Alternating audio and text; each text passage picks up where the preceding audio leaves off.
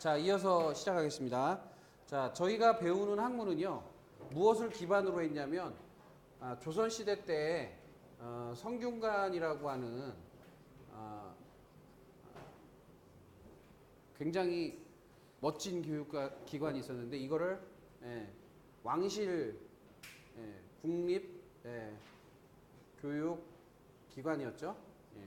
왕실 국립교육기관에서 성균관이라는 곳에서 무엇을 교과목에서 60% 이상을 쓰고 있었냐면 역학이라고 하는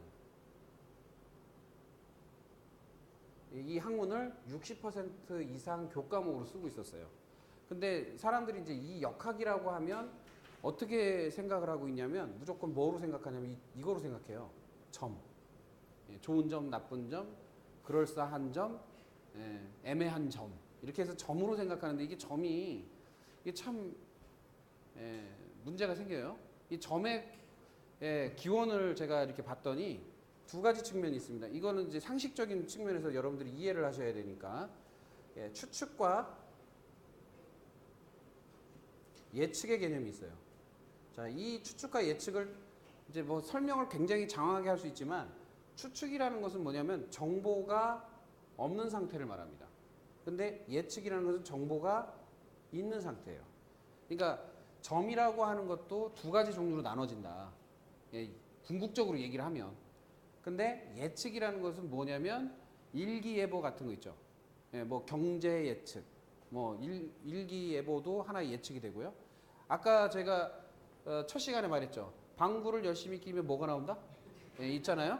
그러면 그게 방구라는 정보가 있기 때문에 예측을 할 수 있죠. 어렵지 않잖아요. 내가 쉽게 설명하려고 그러는 거예요. 여러분 수준에 맞춰서. 예? 근데 추측이라는 것은 방구 냄새도 안 났고 아무것도 없는데 얘가 바로 똥 쌀 것 같은 그런 예측, 그런 거 추측이잖아요. 얼굴이 시뻘개졌어. 막 화가 나서 얼굴이 시뻘개졌는지 아니면 다른 이유인지 모르는데 얼굴 빨개졌다고 야, 너 똥 마렵지? 가봐. 이렇게 할 수는 없잖아요.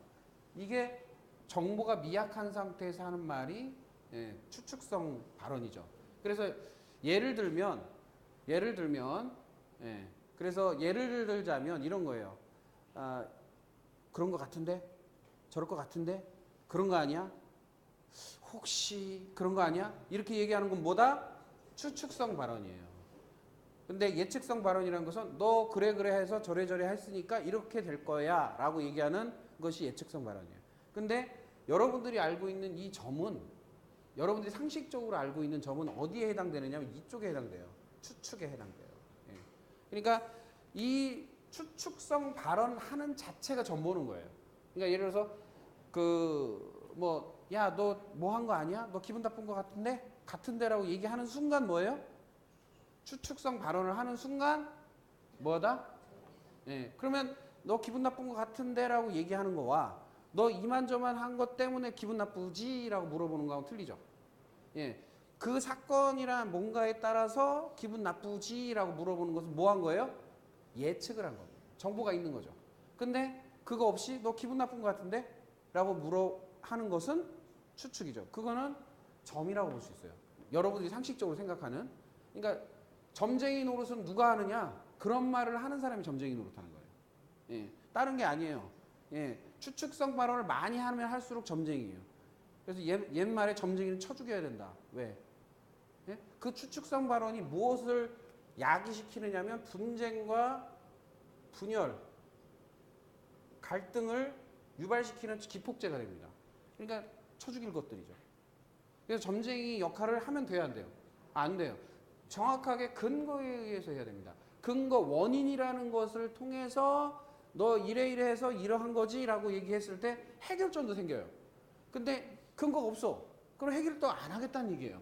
결국에는 너 이 문제 때문에 이러한 문제 때문에 너 그래서 기분 나쁘지? 라고 하면 이러한 문제를 해결하면 기분 나쁠 리가 없잖아요.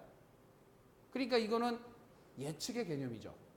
그러니까 이거는 역학이라는 것은 어디에 가까운 학문이냐면 예측 학문입니다. 그런데 왜 이 점이라고 의식이 됐을까? 그거는 뭐냐면 정보를 파악하는 힘이 없어졌기 때문이에요. 그 정보를 파악하는 힘이 뭐냐? 기준이 명확하지 않았기 때문입니다. 그러니까 바라보는 잣대가 명확하지 않았기 때문이에요. 옛날에 암행어사도요. 4가지를 가지고 다녔대요. 자, 너 왕이 이제 암행어사 당신이 암행어사 하시오라고 하면 어디서 만났냐면 그 임명장을 어디서 받냐면 동구박het에서 받는데요. 서울 관내 그러니까 한양 관내에서 받는 게 아니라 동구박het에서 어디 뭐 서대문으로 나와라, 동대문으로 나와라. 그래서 그 앞에서 받는 거예요. 받으면 뭐를 주냐면 4가지를 줘요. 4가지. 예, 싸가지죠. 4가지. 예. 그러니까 4가지를 주는데 한 가지는 뭐냐? 임명장을 주고요. 한 가는 업무 일지. 그러니까 업무를 뭐 해라라는 거. 그다음 세 번째는 뭐냐면 마패. 그다음에 4번째 하나가 있는데 이게 가장 중요한 겁니다. 다른 거 마패 잃어버려도 곤장을 안 맞았어요. 80대를. 그리고 요거 업무 일지 잃어버려도 곤장 안 맞았어요. 임명장 잃어버려도 곤장 안 맞았어요. 근데 이거 하나를 잊어버리면 곤장 맞았어요. 그게 뭔지 아세요? 예? 자예요, 자. 자. 줄자처럼 자. 그래서 사각형으로 만들어진 이렇게 기다란 자. 그러니까 그것도 쇠로 그 노쇠로 만든 자를 줍니다. 그게 뭐냐면 한 면마다 하나는 포목의 길이, 하나는 도량의 길이, 하나는 모의 길이 이런 길이를 재는 자를 줬어요. 왜? 결국에 암행어사 뭐 하는 거냐면요. 물가조사하러 다녀요. 왜? 거기서 비리가 일어나거든요. 왜냐면 세금을 걷어야 되는데 대박 한 대, 2대 하는 이 대박 이걸 딱 쟀는데 더 많이 받아. 그러면 그 관리가 세금을 더 걷어서 지가 뒤로 이렇게 먹으려고 그러는 거 아니에요. 그러면 그게 증거가 돼서 쇠고랑 차는 거죠. 그 기준이 없으면 뭐를 집행을 못해요? 법을 집행을 못해요. 그런 것처럼 기준이라는 게 모호했을 때는 뭐가 되냐면 거의 대부분 추측성 발언이 되고 추측성 행동이 돼버려요. 그러면 뭐가 되느냐? 분쟁, 분열, 갈등. 즉 증거가 없는, 기준이 없는 상태의 모든 것을 처리하게 돼버려요. 그러면 당연히 열받지. 뭔 근거로 그걸 하느냐? 이렇게 얘기합니다. 그런데 노쇠로 그때 당시에 만든 거는 누가 녹이고 뭐 하기가 애매하잖아요. 그러니까 그 기준으로 때려잡았던 거예요. 그래서 다른 건 몰라도 뭐를 잊어버리면 큰일 나? 자를 잊어버리면 큰일 난다. 그래서 그거 잊어버리면 뭐 맞아? 곤장 80대 맞았어요. 암행어사도 필요 없어. 그냥 곤장 80대 맞았다. 그만큼 중요했던 거예요. 마패 잃어버려도 뭐라고 안 해. 근데 기준을 잃어버리면 큰일 나는 거예요. 그러니까 그때 당시 조선시대 사회에서도 그렇다는 얘기죠. 그러면 이 성균관이라는 데에서 이 역학을 60%를 배웠다는 의미는 뭐냐면 사회 전반의 기준이 이거였다는 거예요. 그죠? 그러면 자, 여러분들이 알고 있는 뭐 태계 이황 선생, 율곡 이 선생, 저기 수원성 축조하신 분이 누구야? 정약용 선생, 추사 김정희 등등등등등 굉장히 많은 사람 선비들 유성룡 심지어는 양반이라고 하는 사람들 공부 좀 했다라는 사람들은 다 뭐를 해요? 최종적으로 이걸 했단 말이에요. 공부를 역학이라는 공부를 왜 했냐? 이 안에 굉장히 많은 것들이 기준화돼서 있었기 때문에 이걸 배웠다는 거예요. 근데 그 유성룡이나 퇴계 이황이나 율곡 선생이 전 봤다는 얘기는 없잖아요. 500년 동안 이 공부를 했는데 이거를 점으로 사용했다는 것은 거의 없어요. 아니 없어요. 그 선비들이 점으로 사용했다는 얘기가 없어요.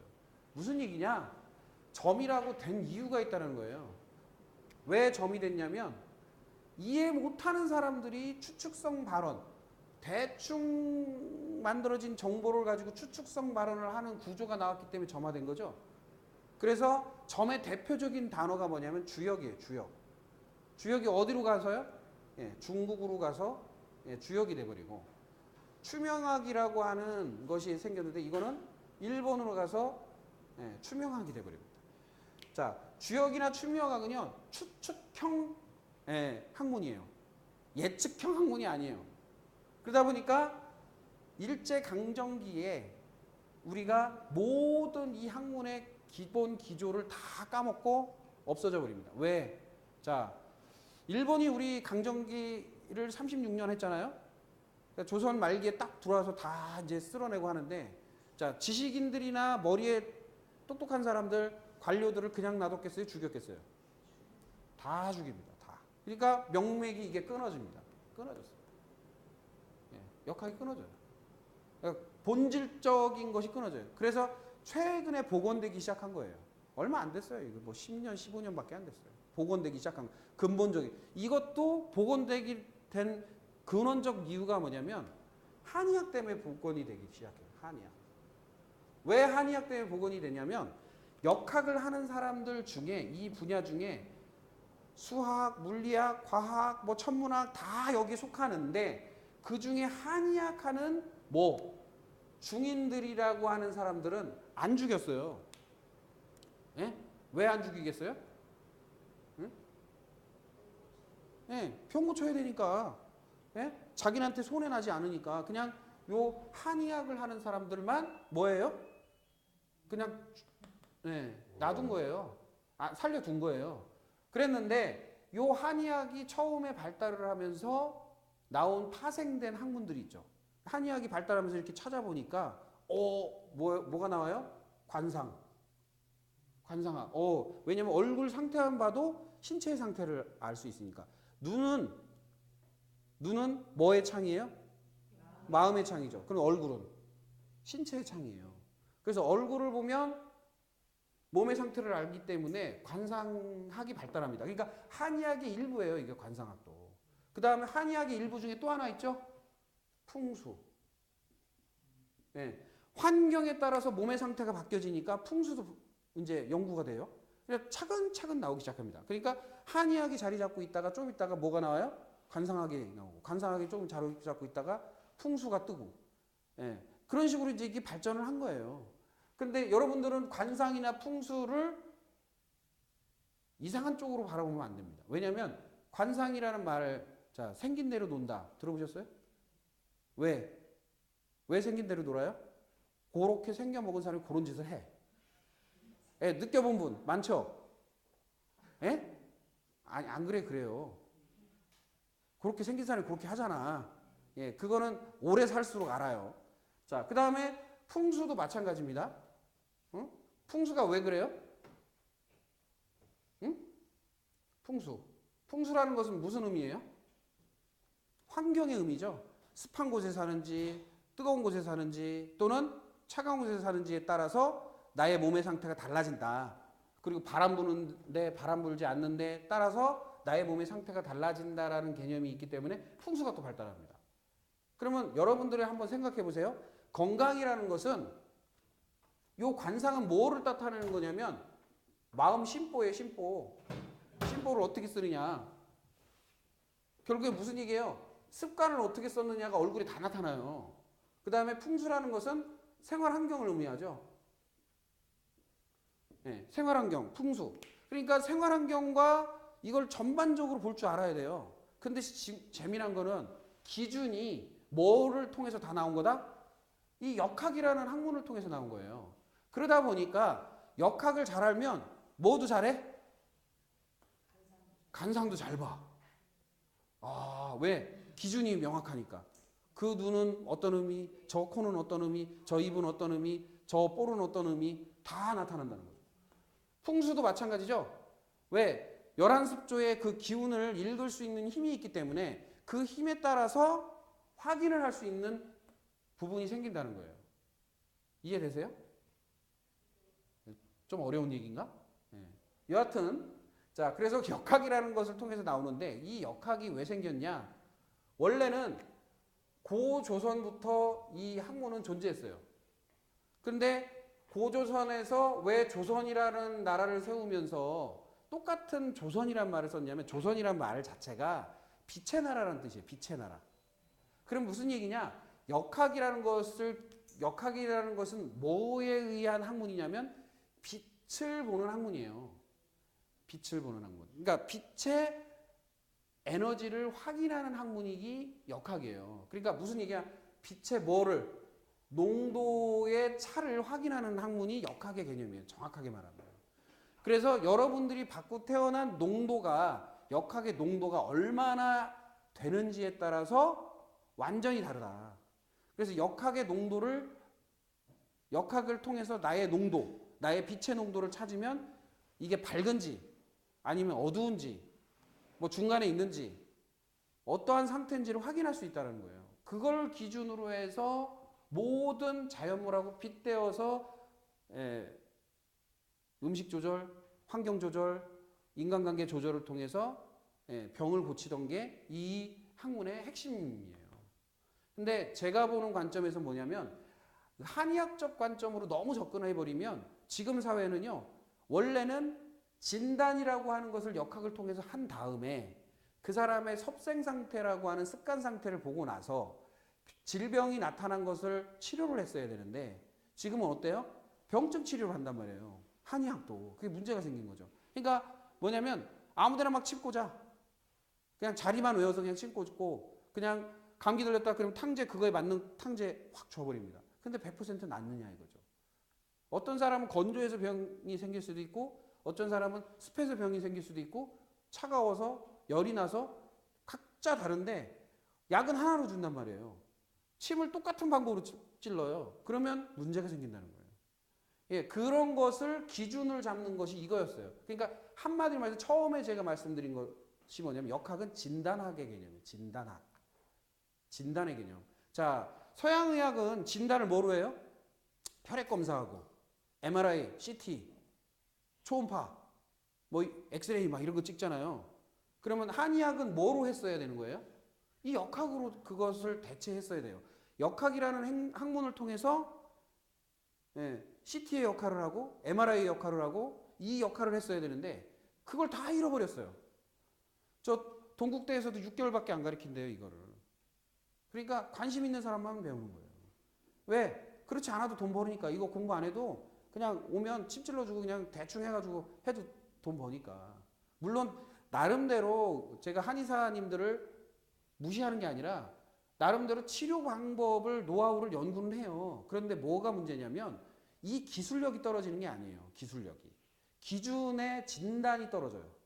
그러다 보니까 이거의 진단의 모호함 때문에 한의원에 뭐를 들여다놓기 시작해요? 기계를 들여다놓기 시작합니다. 혈액 검사 기계, 검사 기계, 초음파 검사. 그러니까 한의원에다가 그런 걸 들여놓으니까 서양의학 하는 사람들이 가만히 있어요? 못 쓰게 하려고 그러죠. 우리 영역이다 하고. 이런 충돌이 계속 지금 싸움을 하고 있는 거예요. 그 다음에 반대로 서양의학 하는 사람들은 독한 약물을 쓰다가 화학적인 걸 쓰다가 그것이 문제가 자꾸 생기고 부작용이 생기니까 아이고 이거 안 되겠네 하고선 캡슐에다가 뭐를 넣어요? 한약재와 똑같은 것을 농축해가지고 똑같은 처방을 넣어가지고 팔아먹기 시작해요. 그러니까 한방하는 사람들은 한의학 하는 사람들은 야 이거 우리 건데 왜 니들이 해? 여러분들 그 유명한 타미플루라는 거 들어보셨죠? 타미플루 들어보셨어요? 그 약이 뭐예요? 타미플루 감기약이죠. 그 무슨 신종플루에 대한 그거를 해결하는 감기약이죠. 그 안에 들어있는 내용물이요 100% 한방 처방이에요. 감기 처방, 한방 감기 처방. 모르셨죠? 타미플루 별게 아니고 그 안에 한약재 들어있어요. 그러니까 분쟁을 해요. 계속. 근데 그걸 개발한 데가 어디예요? 중국이잖아. 거기서는 노코멘트야. 왜? 거기는 원래 협진을 하고 있기 때문에 이렇게 쓰든 저렇게 쓰든 상관 안 해. 근데 우리나라에서 난리가 나죠. 그렇죠? 그런 것들이 자꾸 문제가 되는 거예요. 자, 자연물에서 뽑아내지 않은 것이 어디 있어요? 화학이든 화학적이지 않던 인위적이든 인위적이지 않던 간에 지구상 안에서 만들어진 거죠. 결국에는 지구 안에 있는 거지 우주에서 가져다가 쓰는 건 없잖아요. 그럼 결국에는 물질 안에서 뽑아서 쓰는 거란 말이에요. 그러면 물질 안에서 지구상의 물질이라고 하는 것에서 무엇을 뽑아서 우리 몸에 집어넣느냐 이거죠. 자, 몸이라고 하는 것은 아까 말한 대로 뭐의 기준? 빛의 기준에 의해서 몸이 형성이 돼 있어요. 그럼 농도라는 게 존재해요. 농도가 잘못되어지면 농도가 퇴색되거나 잘못되어지면 뭘로 보충을 해줘야 돼. 그 농도를 맞춰줘야 돼요. 그게 치료예요. 그래서 우리가 어디가 아플 때 뭘 먹으면 좋더라 하는 게 뭐냐면, 자, 봄에 태어난 것은 봄의 빛을 가지고 있어요. 그런데 내가 봄의 기운의 빛이 부족한 거야. 그래서 그 봄의 빛의 기운이 떨어졌어요. 그래서 기능이 점점 소갈이 돼. 좀 안 좋아져. 그러면 봄의 기운을 넣어줘서 보충하는 거예요. 그래서 병증을 회복시키는 겁니다. 그게 빛의 개념의 치료법이에요. 그런데 우리가 이제 엉뚱하게 생각하는 게 뭐냐면, 자, 태양빛이 딱 떨어지면요, 밝은 빛이죠? 그래서 모든 색깔을 구분해요. 광명한 빛이기 때문에. 쉽게 말하면. 근데 태양빛에서 프리즘을 딱 통과했을 때 7가지 색깔로 이렇게 나눠지는데, 그 중에 1%라도 파란색이 많으면 파란색으로 변해버려요, 전체가. 1%로 빨간색이 많으면 빨간색으로 변해요. 빨가스름은 해져요, 그냥. 그러면 자, 우리가 이 안경에다가 파란 코팅을 한 선글라스를 끼고 파란색을 보면 파란색이 보여요? 안 보입니다. 구분이 안 돼요. 그러니까 빛이 내가 중심이 잡아가지고 태양빛 같은 중심된 빛, 즉 균형이 맞는 빛, 7가지 색깔이 균형이 맞는 빛이 딱 내 몸에 적재가 되면 모든 것을 판단하고 보고 확인하는데 문제가 안 생겨요. 그런데 이게 다른 빛을 색안경 딱 끼는 순간 어떻게 돼요? 보이는 것만 보이고 안 보이는 건 안 보인단 말이에요. 그게 몸의 상태가 돼버리면 병이 났다 이렇게 얘기하는 겁니다. 그러니까 느끼는 건 느끼고 못 느끼는 건 못 느끼는 거예요. 자, 가끔 어머니들이 그런 얘기를 해요. 음식하다가 아우 입이 깔깔이요. 네, 입이 써. 왜 그래요? 감각이 죽은 거죠. 몸의 상태가 안 좋으니까 해당하는 감각이 죽으니까 그거에 따라서 문제가 생긴 거죠. 그러면 이 물질을 취해서 몸에다 집어넣는 게 뭐였어요? 옛날에는 탕약이라는 걸 썼어요. 탕약. 예. 왜냐하면 자연물에 있는 각종 약재를 혼합해서 그 기운을 가지고 있는, 왜? 빛을 받고 태어난 것들이잖아요. 그러니까 각종 약재라는 것은 빛의 농도를 가지고 있고 빛을 통해서 그 기운을 가지고 있는 것들이잖아요. 그거를 혼합해서 농도해서 농축해가지고 짜서 탕약을 만들어가지고 몸에 집어넣었단 말이에요. 근데 지금은 이 탕약을 대체할 수 있는 것들이 많이 나왔죠. 뭐냐면 옛날에는 추출 기술, 뽑아내고 정제하는 기술이 약했기 때문에 못했는데 지금은 나노 기술까지 있으니 얼마나 잘 뽑아내.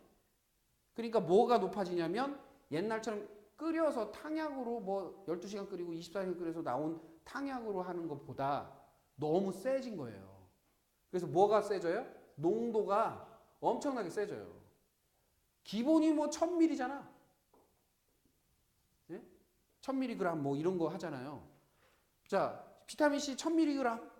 막 농도가 진하면 좋은 줄 알아. 자, 유럽 가보세요. 1000mg 비타민C 먹나? 안 먹어요. 응? 많이 먹어야 100g, 50g이지. 왜? 이게 많이 먹는다고 해서 좋은 게 아니에요. 적당해야지. 그렇죠? 그런데 이거를 우리 한국 사람 특히 그냥 진하면 좋은 줄 알고 그냥 진하면 좋은 줄 알고 그냥 국물 진하면 좋은 줄 알고 그냥 그냥 진하게 먹는 거예요. 진하게. 그러면 자, 몸에 나한테 맞는 농도로 먹었을 때는 도움이 됩니다. 분명히 도움이 돼요. 근데 안 맞는 농도, 안 맞는 물질을 농도를 강하게 먹는다고 한번 생각해 보세요. 어떻게 돼요? 몸이 그만큼 더 망가져요. 상하는 거예요. 그러니까 가끔 보면요, 제가 황당해요. 아니 오메가3 같은 거 막 비싼 거 있잖아요. 막 한 병에 막 몇십만 원씩 하는 걸 사 먹으면서 소화가 안 된대. 여기가 냉각돼가지고 소화가 안 된대. 그거 끊으세요. 그거 끊으면 소화되기 시작할 텐데. 아유, 그 비싼 거 좋은 건데 왜 안 먹니? 그냥 몸 버려가면서 돈을 줘가면서 몸을 버려버려요. 그리고 그거 끊어놓으면 소화가 되더라고요. 해요. 그랬더니 일주일 뒤에 만났는데 얼굴이 안 좋아. 그래서 왜 그러니까 그 아까워서 계속 먹고 있대. 끊으면 몸이 좋아지는 걸 알면서 뭐라고요? 아까워서, 돈 쓴 게 아까워서 그걸 먹고 있대. 이게 말이 되냐 이거죠. 정말 심각하게 이 농도를 못 맞추는 사람들이 많아요. 그러니까 진하다고 좋은 게 아니란 사실이에요. 나한테 맞으면 좋지. 안 맞으면 이거 낭패예요, 낭패.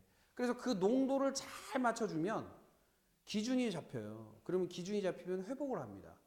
예. 왜? 몸이 평안하면 회복 단계로 가요. 몸이 불편하면 그것을 불편한 것을 해결하기 위해서 애를 쓰고 있기 때문에 다른 게 고쳐지지가 않아요. 예? 힘들어요, 힘들어. 그러니까 다시 말해서 역학이라는 것은 빛의 농도를 보는 학문이다라고 머릿속에 세팅을 하시면 돼요.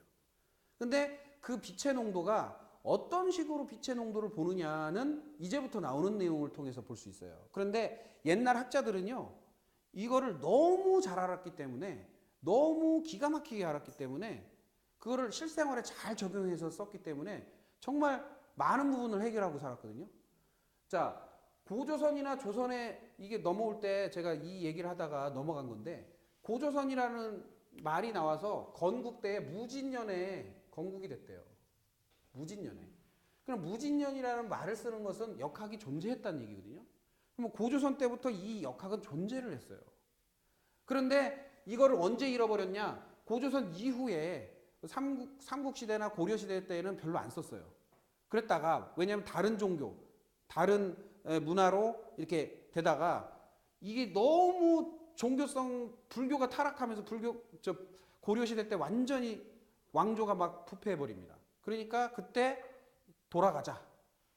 옛날로 해서 운동을 해가지고 뭐를 하냐면 조선이라는 것을 회복하자라고 해서 조선이라는 나라를 세우면서 빛의 나라를 다시 세운 거예요. 그래 놓고 최대 뭐가 되느냐면 엄청난 강국이 됩니다. 왜? 빛의 기준에 의해서 모든 것을 치리해버린 거예요. 나라를 다스린 거예요. 시시비비, 법, 모든 것을. 그래 버리니까 뭐가 제일 발달하냐면 실학이 발달합니다. 실학. 예. 실학. 여러분들이 알고 있는 해시계, 물시계, 치국이, 심지어는 대포, 이런 것도 발달을 해요. 무기. 그래서 우리 흔히 말해서 뭐라 그래요? 조선시대 때 가장 큰 전쟁이 뭐예요? 응? 임진왜란. 임진왜란 때 이순신 장군이 나왔던 영화 있죠? 뭐예요? 요즘 최근에 봤잖아. 명랑. 보셨어요? 그 명랑에 보면 명랑해전을 할 때 일본 수군이 엄청나게 오는데 서양에서 받아온 뭐를 쏴요? 조총이라는 총을 쏴요. 근데 신비롭게도 그 배에는 대포가 없어요. 영화를 자세히 보면. 근데 그때 당시에 조선 수군은 뭐를 가지고 있어요? 대포를 가지고 있어요. 대포로 쐈단 말이에요. 그러면 그렇게 대단한 화기를 언제부터 가지고 있었냐면 임진왜란 터지기 200년 전부터 대포를 운영하던 데예요. 그러니까 얼마나 지금으로 말하면 미국과 같은 군사력을 가지고 있었던 나라예요. 그러니까 임진왜란 직전에 그 누구예요? 율곡 선생이 죽기 전에 야 10만 양병을 해야 돼. 어느 때가 되면 일본이 쳐들어올 거야. 쟤네들이 힘 있으면 이게 쳐들어올 거야. 그러니까 뭐라고 그러냐면 조종 신료들이 에이 설마 왜 우리가 엄청 센데 감히 다 정벌 해놨는데 다 우리 무서워서 못 올 거예요. 이렇게 한 거예요. 그랬는데 일본 정탐꾼들이 쭉 와서 진짜 있었던 일이에요. 예, 진짜 어떻게 조선 상태가 어떤가 했더니 군대가 없습니다. 그러는 거예요. 왜? 평화로운 시기를 너무 오랫동안 하니까 군대를 안 길러. 그냥 소위 말해서 그 동네에 치안을 담당하는 포졸이나 있을 뿐이지 군대가 거의 없었대요. 그러니까 어떻게 해요? 보고를 하죠. 군대가 없습니다. 야, 그거 믿을 수가 없다. 다시 조사해. 그래서 몇 차례를 뭐예요? 다시 정찰을 하고 정탐을 하고 나서 진짜 군대가 없냐? 그래서 쳐들어오기 시작한 거예요. 왜 그럴 정도였냐면 엄청나게 강국이었기 때문에 일본도 쳐들어가기 불편하죠. 왜? 두렵죠. 그래서 얘네들이 먼저 뭐라고 얘기했냐면 이해가 안 가죠? 자기들이 그 강국이고 힘이 셌으면 그런 말을 안 할 텐데 길만 열어주세요. 그러면 우리가 중국 치러 갑니다. 왜? 중국이 만만한 동네였거든. 일본 입장에서는. 조선은 무서운 동네고 어디가 무서워? 만만해? 중국이 길 열어주면 내가 우리 중국 가서 전쟁할 거니까 길만 열어주세요. 이렇게 한 거예요. 왜? 조선 건드리고 싶지 않은 거예요. 왜? 건드렸다가 뒤지고도 터질 수 있으니까. 그래서 그런 전쟁을 치렀던 거예요. 그리고 얼마나 전략이 뛰어나고 병법이나 이런 게 뛰어났으면 이 병법의 대가들, 역학을 배운 병법의 대가들이 되게 많아요. 싸움의 달인들. 그 중에 대표적인 사람이 제갈량한이에요. 공자. 어? 이런 사람들이 다 이거 한 사람들, 이거 한 사람들. 어? 그러니까 이순신 장군도 이거 공부했겠어요, 안 했겠어요? 한 번도 진 적이 없어요. 한 번도 진 적이 없다. 정확하게 이걸 사용해서 전략을 다 짰어요. 자연물을 이용하고 어떤 적장의 심리를 파악하고 한 번도 진 적이 없어요. 예? 100점 100승이야. 없어. 진 적이 없어요. 역사상에 없어요. 그러니까 굉장히 대단한 어떠한 저력을 가지고 있는데도 그걸 다 잃어버렸던 거예요. 자, 우리가 지금까지 제가요 테스트를 해본 결과 음식 조절이라고 하는 이 역학을 통해서 음식 조절을 정확하게 맞추는 분들은요, 정확하게 조율해서 맞추는 분들이 몸이 안 좋아진 사람이 거의 없어요. 안 좋아한 케이스는 뭐냐면 자기가 안 한 거야. 안 한 거나 아니면 딴짓 하거나 안 믿거나 뭐 이상한 짓 하는 거 외에 본인이 정확하게 한 사람들은 다 몸 좋아졌어요. 왜 그럴까요? 그거는 본인이 못 믿기 때문이지 실제로 안 이루어지는 건 아니다. 근거가 있다라는 말씀을 드리는 거예요. 그래서 조선이라고 하는 시대에 가장 발달해서 그 기준에 의해서 우리가 굉장히 학문도 발달하고 철학도 발달하고 의학도 발달하고 실학이 발달했는데 이걸 이어받지 못하게 되는 중요한 케이스가 일제강점기 그 시간 동안 다 죽은 거예요. 다 물갈이 됐습니다. 그리고 뭐에 문물이 젖어드냐면, 자, 우리는 일본이요, 우리나라를 쳐들어와서 뭐까지 바꿔놨냐면 이름까지 바꿔놓을 정도로 문화를 다 말살했어요. 그러니까 뭐 문물이 다 들어온 거예요? 일본 문화가 다 들어온 겁니다. 그래서 우리나라 문화는요, 지금 혼합이 되어 있는데 그 중에 많은 부분을 차지하고 있는 문화가 일본과 미국의 문화예요.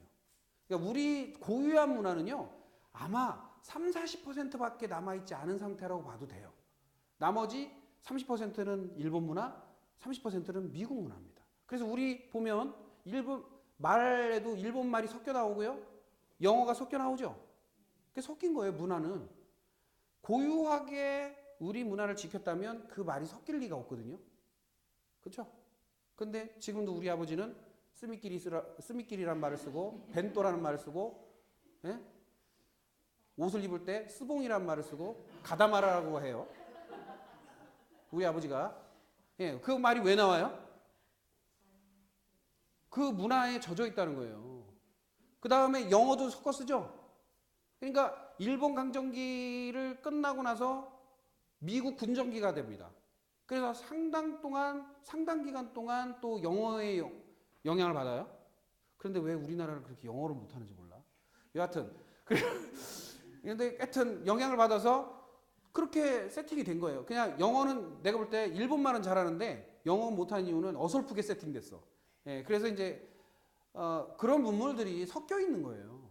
그러니까 100% 조선시대 때 것을 계승한 거는 아니라라는 생각이 들더라고요.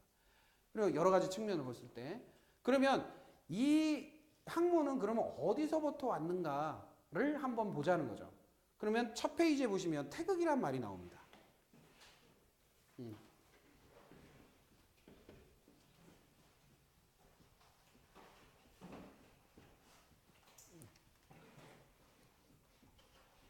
태극이란 말이 나오는데 태극이란 말이 왜 어떻게 나왔는지를 아셔야 돼요. 이 태극이라는 것은 전형적인 역학 학문이라는 곳에서 나온 거예요. 학문에서 나온 첫 말입니다. 거기 보면 태극, 태허, 무극이라는 말이 나옵니다. 자, 태극이라는 것은 끝이 없다라는 말이에요. 끝이 없다. 왜냐하면 이 큰 대자와 클 태자는 점 하나 차이죠. 점 하나 차이예요. 근데 큰 대자와 클 태자의 차이는 뭐냐면 큰 대자는 끝난 거예요. 그러니까 시간 타임으로 말하면 시간의 개념이 글자 속에 우리는 있기 때문에 큰 대는 큰 거예요. 끝. 큰 거로 끝난 거예요. 더 이상 커질 게 없는 거예요. 근데 클 태자는 뭐냐면 계속 커진다는 의미예요. 계속. 자, 뭐가? 끝이. 그러니까 끝이 없다라는 의미예요. 그다음 태허라는 것은 뭐냐면 공간적 의미입니다. 공간적. 예? 공간적. 공간이 없다는 거예요. 공간이. 알 수 없다는 거예요. 그 다음에 무국은 뭐가 없다? 끝이 없다라는 의미예요. 예? 그러니까 극이라는 말은 끝을 의미하는데 그 끝점이 없는 상태. 요게 뭐다? 빛의 개념이다 이거예요. 빛의 개념. 자, 보시면 태극이라는 거 보면 여러분 머릿속에 대번에는 생각되는 게 이거예요. 이 모양이에요. 이 모양. 이거 보셨어요? 우리나라 태극기? 예? 이 태극기는 왜 이 태극의 문양이 나왔을까요? 처음에? 이 태극이 왜 이 문양이 그냥 떡하니 나온 게 아니에요. 그냥 자 동그랗죠? 무한이라는 말이에요. 무한. 무한적으로 계속. 왜 태극이 나왔을까요? 자, 서원 아시죠? 뭐 도산서원. 예를 들어서 도산서원, 그 다음에 김정의 추사고태 이런 데 가면요. 뒷뜰에 이렇게 된 돌기둥이 하나 있어요. 사각 돌기둥. 예, 사각 돌기둥에 성년이라고 써 있습니다. 성년. 응? 성년이라고 써 있어요. 성년. 이 성년이라는 글자를 보시면 이게 무슨 뜻일 것 같아요? 예? 성년? 예? 왜 이런 기둥을 마당에다 떡하니 박아놨을까요? 뭐냐면 해시계예요. 해시계. 문화가 뭐냐면 빛을 기준으로 하는 학문을 했던 사람들이기 때문에 뒤 마당에 다 해시계 하나씩 박아놓고 살았다고. 그러면 해가 뜨잖아요. 예? 그럼 뭐가 생겨요? 그림자 생기죠? 중앙에 이 돌기둥이 있다고 생각하시고요. 해를 따라서 그림을 그리면 이렇게 돼요. 이렇게. 해를 따라서 그림을 그리면 어두웠던 부분과 어둡지 않은 부분이 나눠져서 이렇게 S자로 딱 돈다고요. 그래서 이 S자가 착착착착 돌아요. 그래서 우리 동해물과 백두산이 텔레비전 나올 때 시작하기 전에 동해물과 백두산이 하면서 방송 나오죠. 거기 보면은 갑자기 화면이 빨리 지나가면서 해가 이렇게 지나가는 거 장면 나오면서 해시계 그 안에 들어가 있는 이렇게 모양이 확 지나가는 거 보이세요?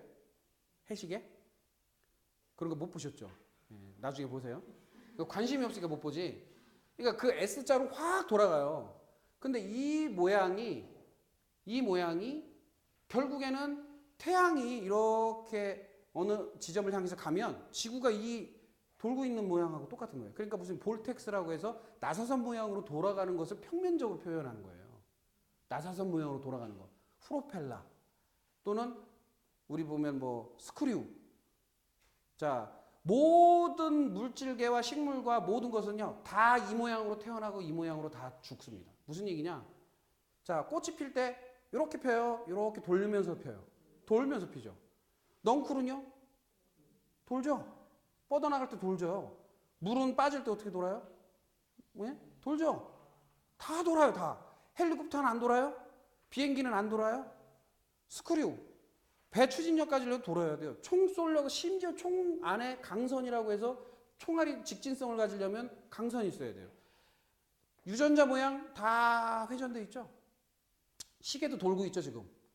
네, 나사라고 하는 이런 볼트나 물건을 연결하는 것들도 다 나사로 해서 힘을 받게 해요. 모든 게. 그러면 모든 에너지는 이 모양으로 다 돼 있어요. 그 다음에 심지어는 우리가 전화나 전파 접시 안테나 레이저처럼 삥 하고 나가는 게 아니에요. 이렇게 돌아가면서 나가요, 다. 그래서 여러분들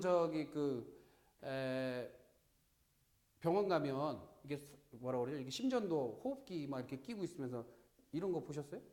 띠 뭐 이런 거? 이게 지금 평면적으로 표현되어 있는 거 실제로는 어떻게 되어 있는 거냐면 이렇게 되어 있는 거예요. 네? 이렇게 되어 있는 거를 평면적으로 표현한 거예요. 뱅글뱅글 도는 거예요. 그러니까 모든 전파나 파동은 다 이 모양으로 되어 있습니다. 근데 이거를 역학의 개념에서 원래 만들어낸 거예요. 그러면 결국엔 건곤감리라는 8개의 글자가 여기 붙어 있어요. 건곤감리가. 그럼 그것도 역학이거든요. 그럼 무슨 얘기냐? 우리 태극기는 역학에서 근간에서 국기가 나타난 거예요. 역학의 나라예요. 무슨 얘기냐면 우주의 질서를 그대로 표현해 놓은 거예요. 그러면 우주는 우리 거다라고 이미 깃발 박아놓은 거죠. 예? 아무리 걔네들이 달 나라 가든 뭐 어딜 가든 소용이 없어. 예, 우리는 이미 뭐 발라놓은 거예요? 침 발라놓은 거예요. 예, 우주는 우리 거다? 이 얘기예요. 이게 엄연하게 보면. 이게 엄청난 거예요. 그런데 이 국기가 왜 만들어졌냐면 중국에서 열강들이 국가끼리 이렇게 회의를 하는데 중국 깃발을 딱 가지고 나와요. 이렇게 된 걸. 이렇게 된 걸. 용이 이렇게 승천하면서 이렇게 돼 있는 이런 깃발을 노란색으로 해서 막 이렇게 된 거를 하나 가져와서 딱 자기네 나라의 상징으로 명나라 딱. 그런데 우리나라는 없는 거예요. 그게 상징이. 그러니까 야 하나 만들어 와. 그랬더니 뭐로 만들지? 고민을 한 거예요. 그러니까 중국 애가 뭐라고 그러냐면 야 니네 역학의 나라잖아. 야 대문마다 뭐가 붙어 있어? 이거 붙어 있잖아. 이거 가지고 와. 그래서 쓰기 시작한 거예요. 태극기를. 그래서 태극기가 그냥 만들어진 게 아니라 우리의 상징물인 모든 지금 고택, 옛날 그 관공서라든지 뭐 서원이라든지 이런데 옛날 건물이라고 하는 그런 그 뭐라 그래요? 기와집 같은 데 가보면 다 대문이 뭐가 붙어 있어요. 이거 붙어 있잖아. 그래야 안 그래요? 예, 태극이라는 것은 음양, 열고 닫힘이에요. 그래서 옛 어른들이 해가 뜨면 문을 열어놓고 해가 지면 문을 닫아요. 예? 예, 12시가 되면 문이 뭐 이런 거 있잖아요. 예. 그런 것처럼 그런 의미를 가지고 있어요. 들고남, 음양. 이걸 굉장히 중요시 여겼다고요. 그래서 때에 따라서 대문을 열어놓는 경우도 있고 대문을 출입을 금하는 경우도 있고 쪽문으로 들어오게 하는 경우도 있고 되게 많아요. 그게 왜 그러냐면 그 에너지의 기운에 대해서 너무나도 심취를 해서 그걸 다 조절한 거예요. 그러니까 우리가 생각하는 지금 기와집이라고 하는 것들도요. 그냥 만들어진 게 아니에요. 역학의 관점으로 모든 기둥부터 기초, 이 기둥 세우는 거, 이 숫자 위에 대들보 세우는 것까지 다 계산을 한 게 역학으로 계산한 거예요. 지금 양식들이 다. 그럼에도 불구하고 우리는 역학을 뭐로 본다? 점으로 본다. 이게 심각한 겁니다. 예. 그래서 태극, 태허, 무극이라는 개념은 굉장히 차원이 높은 구조예요. 그래서 율곡 선생이 성학지묘라는 책에서 무의유의 유의무의라는 말을 합니다. 그러면 있는 게 없고 없는 게 있다. 이 말을 예전부터 했어요. 근데 그게 무슨 얘기예요? 자, 공기가 보여요, 안 보여요? 없는 것 같죠? 근데 손을 흔들어 보면 있어요? 그게 무의유의. 존재하는 것 같은데 존재하지 않고 존재 안 하는 것 같은데 존재한다. 이 말이에요. 예? 이게 무슨 얘기면 상대성 이론의 기초입니다. 그럼 아인슈타인이 발견하기 전에 우리는 500년 전에 율곡 선생이 상대성 이론 가지고 놀았어요. 그리고 500년 전에 뭘 계산했냐면 지구 공전주기를 계산합니다. 공전주기. 1년 365일 몇 시간 몇 초까지 계산해요. 몇 초까지. 조선시대 때 천문학자들이 지금 나사에서 인공위성 띄워놓고 컴퓨터로 계산한 거랑 얼마 차이 나요? 1초 차이 나요. 뭐로 계산했다? 역학으로 계산해요. 그러면 엄청난 거예요. 소수점 0.00001짜리까지도 다 계산을 했던 민족인데 완전 다 잃어버렸어요. 깡통됐어요. 기가 막힌 거죠. 예.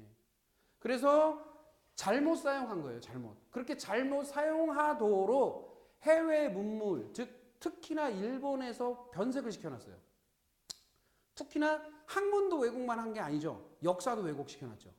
엄청나게 많은 역사를 왜곡시켜놓습니다. 그 사실이 드러나요. 지금 다. 근데 유네스코에서는 뭐라고 그래요? 인류의 기원은 한국이다 이렇게 얘기합니다. 왜? 유네스코라는 세계문화유산을 관장하는 곳에서 모든 것을 조사해봤는데 한국이 근원지네? 인류의 근원지래요. 그런데 그 유네스코에 한국 학자는 한 명도 없다는 사실이에요. 근데 야 니네가 인류의 근원이야. 언어도 니네 한국말에서 나왔어. 모든 문자도 한국말에서 나온 거야. 라고 얘기를 해도 누가 안 믿어요? 한국 사람이 안 믿어. 한국 사람이 안 믿어.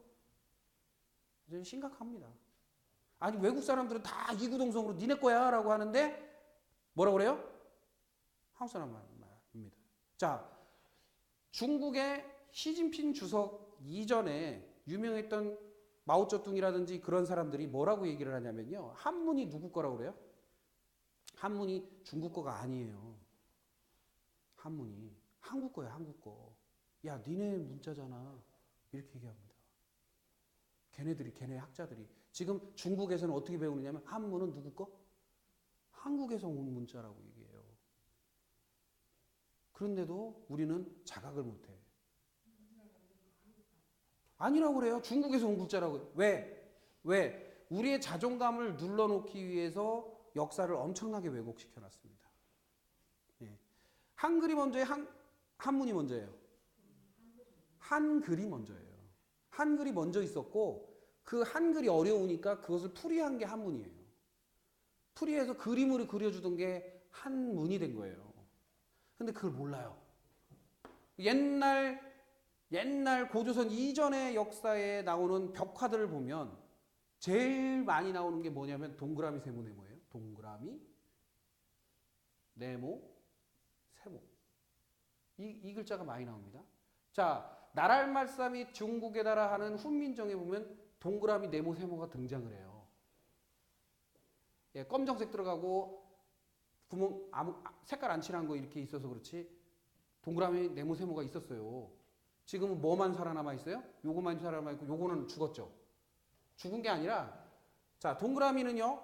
이응, 희응. 그쵸? 미음, 피읍, 비읍 다 나타나죠? 그 다음에 치읓, 시읒 이게 다 여기서 나타난 거예요. 이걸 토대로 해서 역학적 관점을 대입해서 만든 글자가 한글이에요. 그래서 한글이 어디서 나왔냐면 역학에서 나온 거예요. 역학에서. 그래서 이 숫자적 개념이 다 들어가 있습니다. 이 한글은. 그래서 숫자적 개념이 들어가 있다 보니까 뭐하고 제일 매치가 잘 돼요? IT하고 매치가 잘 돼요. 그래서 우리나라가 가장 문자를 빨리 칠 수 있어요. 네? IT 최강국이 된 이유는 문자 때문이래요. 그건 외국인들이 하는 말이에요. 금방 치잖아요. 중국어 한번 저기 문자 치려고 해봐요. 난리 나요, 난리 나요. 자, 영어도요, 여러 번 쳐야 돼요. 우리는 딱 한 글자 많이 쳐야 3번 눌러야 돼요. 3번. 한 글자 많이 쳐야. 그쵸? 모음, 자음, 그 다음에 받침. 3번 누르면 한 글자가 나와요. 근데 내셔널 한번 쳐보세요. 몇 번을 쳐야 되나? 예? 한 문장을 만들거나 한 글자를 만들거나 모든 단어를 만들 때 우리나라가 제일 짧아요. 의미도 함축적으로 되어 있고 그 내용을 잘 전달이 되어 있어요. 그렇기 때문에 최고의 진보되어 있는 언어 패턴을 가지고 있고 수학적 관념이 들어가 있어요. 그래서 우리가 말을 하잖아요. 이렇게 말을 하잖아요. 말은 수학이에요, 수학. 우리는. 한국은 전형적인 수학 체계로 말을 합니다. 왜 그러냐면요. 자, 이응은 얼이라고 해요, 얼. 이걸 몸이라고 하고요. 이걸 맘이라고 합니다. 옛말로. 얼은 무슨 얘기냐면 정신을 의미해요. 이거 몸은 물질을 말해요. 이거는 시간을 말합니다. 정신, 즉 공간을 의미한 거예요. 공간에 담으니까. 그래서 공간과 시간과 물질 개념으로 만든 글자체계가 어디 있어요, 세상에? 예? 세상에 어디 있어요? 한번 찾아봐. 없어요. 거기다가 플러스 자, 예를 들어서 요 이응으로 시작되는 것은 뭐를 의미하는 게 가장 많다? 정신과 공간을 의미하는 글자들이 되게 많아요. 정신, 활력, 활동 할 때 이응이 붙은 것들은 다 뭐를 정신계. 자, 물질계, 몸 할 때 미음 들어가죠? 이해되세요? 그 다음에 시간 할 때 시읒 들어가죠? 그래서 우리가 보면 흔히 말해서 삶이라는 글자를 보면 이걸 해석을 해보세요. 이거 그대로. 시간이죠? 요거는 한 바퀴 돌린 거죠. 뭐를 돌린 거예요? 몸을 한 바퀴 돌렸는데 시간에 따라서 바깥으로 나간 것. 안으로 들어온 것, 나간 것. 음양. 바깥으로 뭐가 나가는 거예요? 내 몸을 움직여서 시간을 지나가는 것. 그게 뭐예요? 삶이라는 거예요. 응? 하고 대답하죠. 자, 응이라는 게 정신이죠. 하늘 위에 하늘 아래 다 알았다. 응, 깨달았다 이 뜻이에요. 알았어 할 때도 알 쓰잖아요. 알. 정신계를 이응으로 다 했단 말이에요. 그런데 이게 먼저지. 이거를 모르는 사람이 어디 있어요. 우리나라만 사람만 몰라. 자, 이게 플러스 마이너스로 나눠져요. 그래서 1, 2, 3, 그 다음에 이거 똑같이 나와서 4, 5, 6. 그래서 육진법. 예? 육진법이 생기고 그 육진법이 또 발달해서 10진법, 30진법, 60진법까지 쓰던 나라가 우리나라예요. 60진법까지 쓰던 나라. 예. 대단한 나라예요. 예. 이 수학 체계를 통해서 뭐를 하냐면 몸의 상태까지 알아맞히는 거예요. 그러니까 1번과 3번 우리 진맥하죠?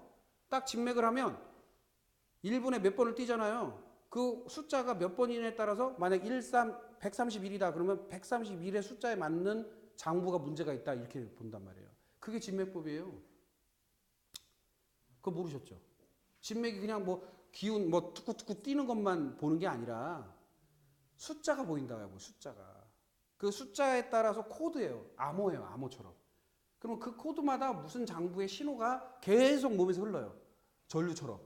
그러면 그 전류를 읽어내면 어느 장부가 안 좋다, 좋다가 나오는 거예요. 그거보다 더 중요한 게 뭐다? 이거는 더 깊이 들어가면 여러분들이 머리 터지니까. 예.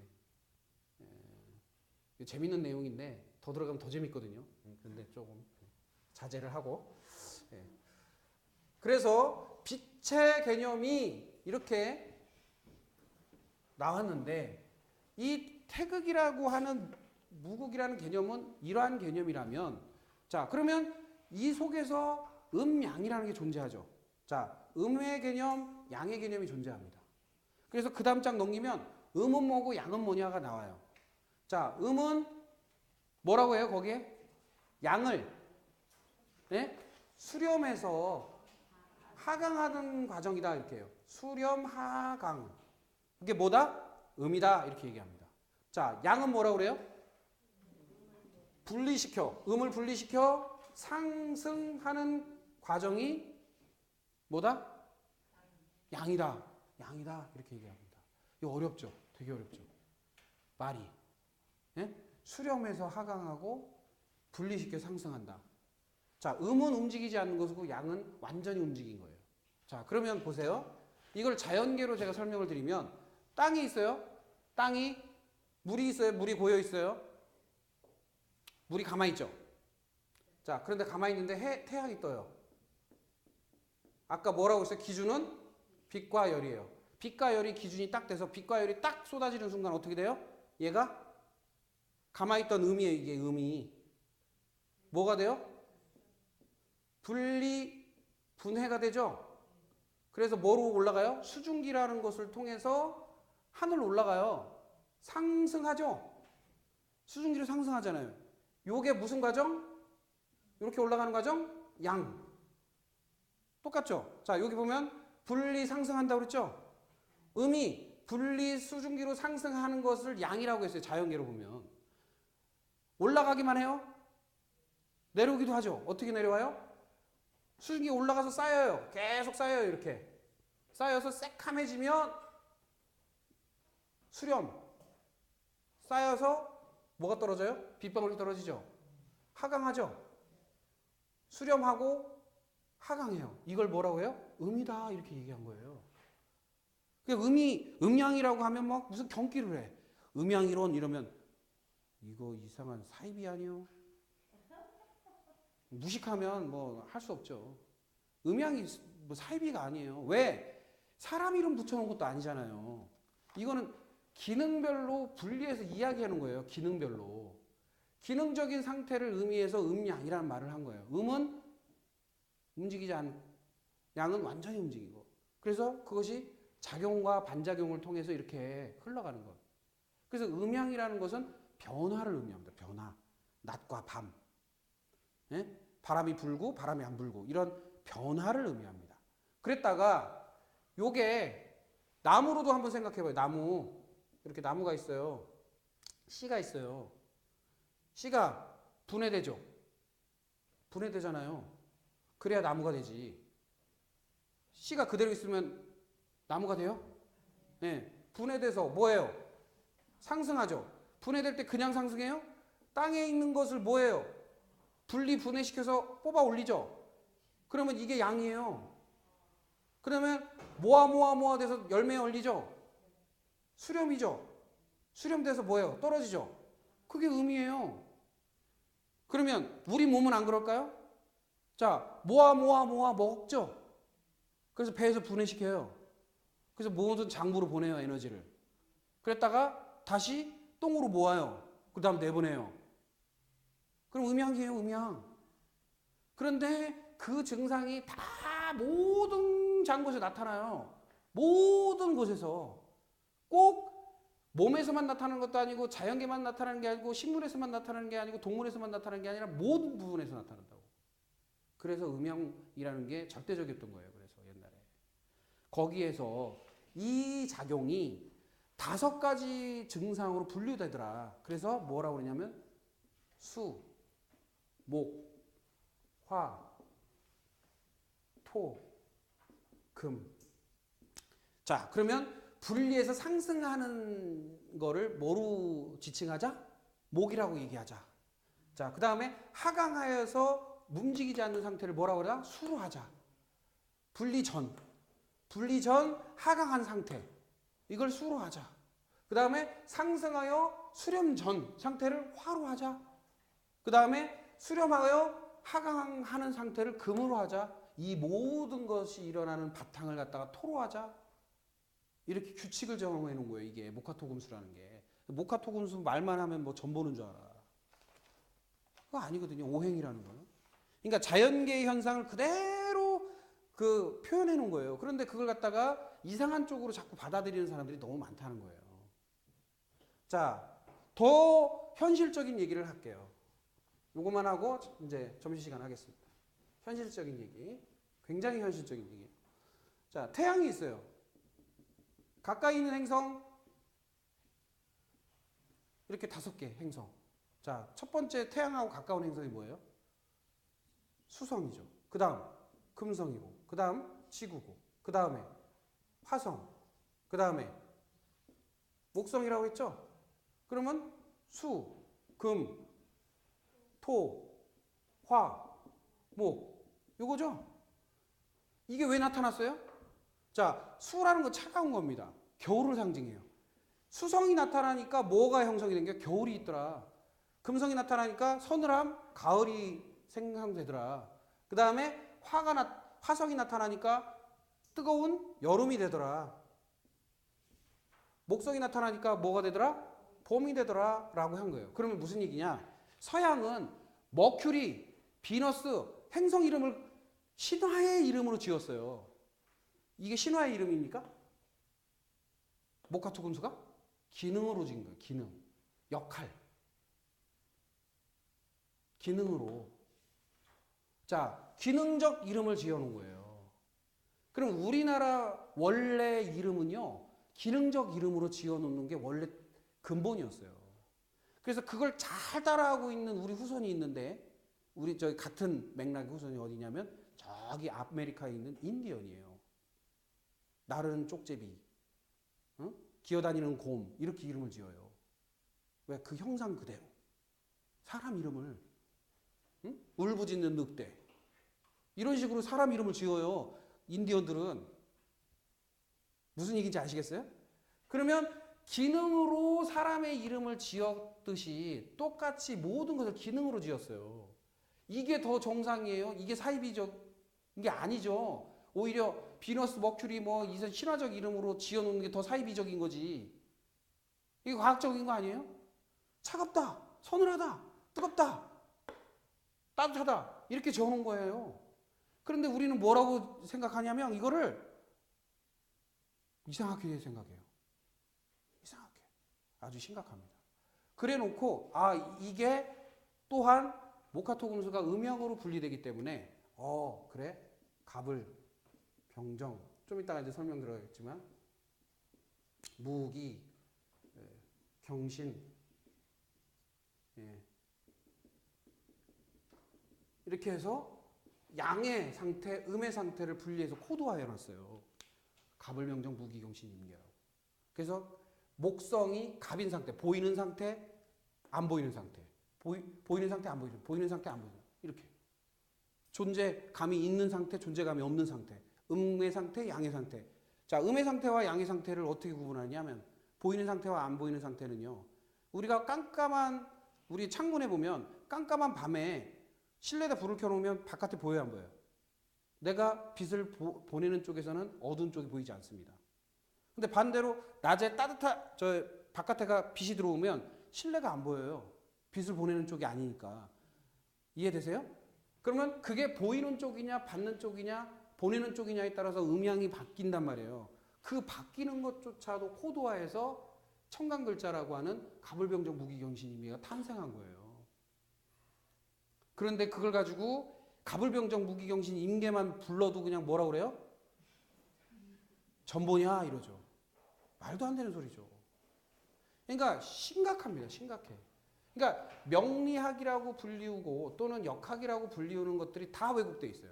지금 95% 이상이 잘못 배우고 있어요. 굉장히 잘못 배우고 있어요. 이게 전 보는 거 아닙니다. 굉장히 전 보는 쪽으로 가면 갈수록 이건 문제가 심각해지는 거예요. 과학적으로 배우셔야 실생활에 적용해서요. 완전하게 새로운 모양으로 바뀔 수가 있어요. 그리고 여러분 생활에 도움이 되고. 아시겠죠? 예.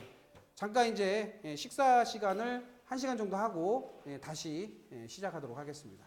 예. 늦게 시작해서 1시간 딱 하고 이제 마무리한 거예요. 예. 예. 잠깐 점심시간을 하세요. 네.